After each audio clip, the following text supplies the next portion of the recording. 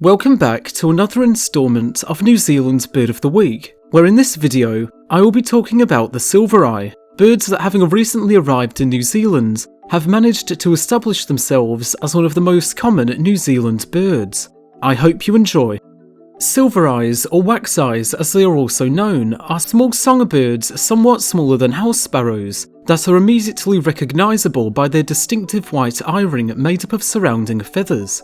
They possess olive-green plumage on the head, lower back and upper tail, and mid-grey on the hind neck, sides of the neck and upper back, with the males being slightly brighter in colour than females. They also possess pinkish buff flanks and creamy white underwings. Birds occur throughout New Zealand from sea level to around 1,200 metres in altitude. They can be found across farmlands, orchards, indigenous and exotic forests and scrublands, although they are less common in the open grassland areas of Otago.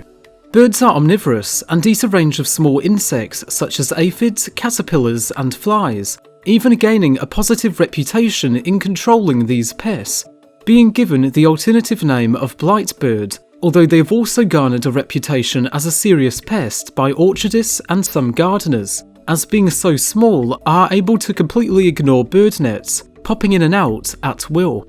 They have also been known to feed on fats, cooked meats and sugar water, and therefore have quite a varied diet, key to why they are so widespread and successful in New Zealand.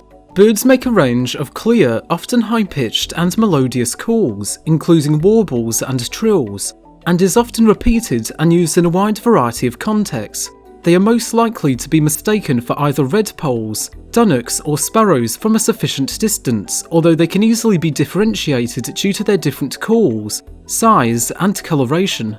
Bellbirds are of a similar build, but are twice the size, have a different beak shape, and are olive green on the underparts as well as the upper parts. Pairs are monogamous and are territorial when breeding, nesting between August and December.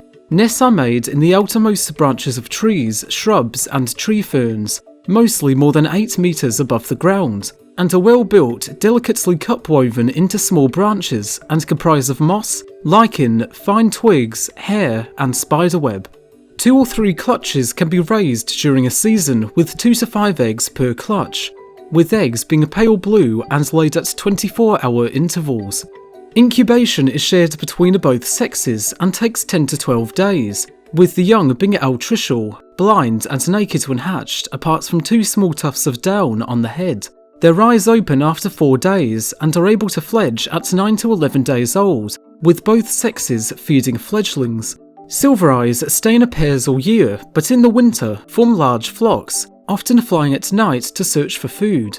Aggressive interactions are common within flocks, with the dominant birds performing rapid wing fluttering and short aggressive chases of other birds. Silvereye are uniquely a late arrival to New Zealand, as the first birds were recorded in the country in 1832, and later in greater numbers by 1856.